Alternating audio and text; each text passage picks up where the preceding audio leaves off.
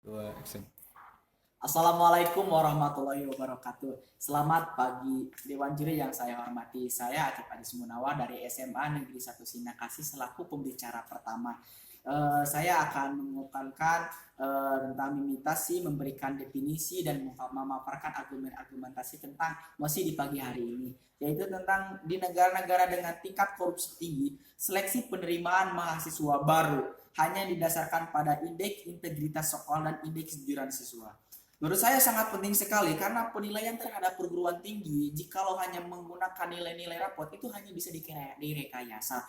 Dengan demikian, banyak sekali mahasiswa yang lolos tanpa mengedepankan skill moral, tanpa kejujuran karena menggunakan nilai yang bisa direkayasa. Dengan akhirnya terciptalah mahasiswa yang pada dasarnya tercipta akibat kebohongan, akibat ketidakjujuran. Nah, sehingga akan berpengaruh sekali bagi masa depan mereka. Nah, yang kedua, ketika mengandalkan tentang integrasi sekolah, berarti kita bisa menilai dari sekolah-sekolah tersebut, siswa itu sudah terarahkan, siswa itu sudah teratur tentang mulai dari rohaninya, mulai dari sikapnya, mulai dari kejujurannya, karena di sekolah tersebut sudah ditekan dan diberikan sebuah pembelajaran sehingga membuat siswa tersebut memiliki rasa tanggung jawab dan kejujuran yang mementingkan tentang kebersamaan, yang tidak mementingkan dirinya pribadi.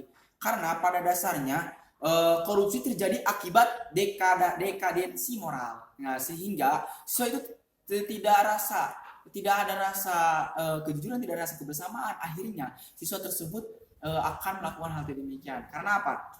Ketika mahasiswa dilandasan kepada terhadap indeks dan kejujuran moral, bisa melahirkan mahasiswa yang penuh dengan kejujuran, sehingga ketika masuk ke perguruan tinggi, ketika sudah lulus lalu masuk ke tatanan pekerjaan misalkan atau di tatanan pemerintah, mahasiswa tersebut karena di sekolahnya, karena di perguruan tingginya sudah ditanamkan rasa tentang kejujuran, tentang dedikasi moral, maka akan terlahirlah seorang pekerja-pekerja yang jujur. Dengan demikian, maka tingkat kasus korupsi di negara-negara tersebut akan semakin mengecil, akan semakin menurun karena sudah ada kesadaran sendiri dari masing-masing. Karena pada dasarnya korupsi tidak bisa dihentikan oleh aturan. Saya yakin itu karena dari dulu juga KPK sudah berjalan selama puluhan tahun, namun korupsi sampai detik sekarang pun masih berjalan di mana-mana, masih melonjak angkanya terlalu tinggi. Berarti korupsi bisa diredam hanya dengan kejujuran ini, hanya bisa dengan dirubah oleh diri sendiri. Dengan demikian, perguruan-perguruan tinggi, mahasiswa-mahasiswa yang dilandaskan pada kejujuran,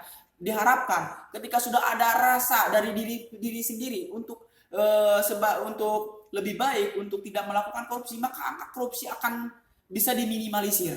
Nah, karena dari setiap pekerja juga sudah ada kesadaran untuk pentingnya bahwa hidup kita itu untuk orang lain, pentingnya hidup itu untuk sosial, tidak mementingkan diri pribadi.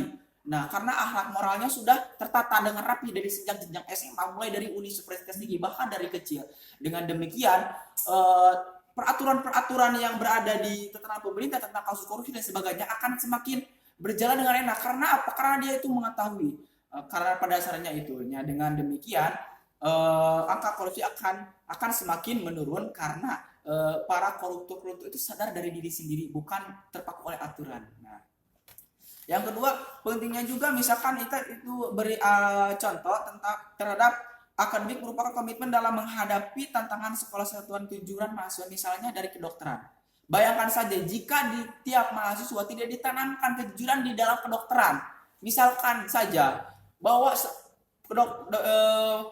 mahasiswa yang berada di Fakultas Kedokteran, jurusan kedokteran itu sedang menangani seorang pasien dan itu tidak jujur. Misalkan pasiennya itu hanya menderita penyakit ringan, namun dengan rasa ketidakjujurannya, dengan rasa kehausannya, tidak ada akhlak moral, mengidentifikasikan bahwa pasien tersebut memiliki penyakit berat sehingga perlu dirawat di rumah sakit. Untungannya bagi dia yaitu gaji yang mungkin penghasilan yang menambah, tapi tidak ada rasa kejujuran, kan itu akibatnya fatal, bahkan bisa berujung kepada kematian jikalau tidak ada kejujuran di jurusan kedokteran. Kan itu sangat fatal sekali. Jadi bukan hanya di tataran korupsi saja, kejujuran mahasiswa itu sangat penting sekali. Apalagi sekarang bisa diidentifikasikan kembali kepada tatanan pemerintah. Karena dengan adanya kejujuran, semua bisa kejahatan-kejahatan diminimalisir karena ada kesadaran diri dari diri sendiri, tidak bisa dipaku oleh aturan. Karena kalau kasus korupsi lain sebagainya bisa ditangani oleh aturan-aturan, maka kasus-kasus seperti ini akan terselesaikan sejak zaman dahulu, karena sejak zaman dahulu sudah ada peraturan-peraturan korupsi, sudah ada peraturan-peraturan yang terang larangan-larangan dan sebagainya, karena ada undang-undangnya. Nah, tapi apa yang perlu dirubahnya dari mana? Dari akhlak diri sendiri. Terima kasih. Sekian masih penjelasan pemaparan dari saya. Assalamualaikum warahmatullahi wabarakatuh.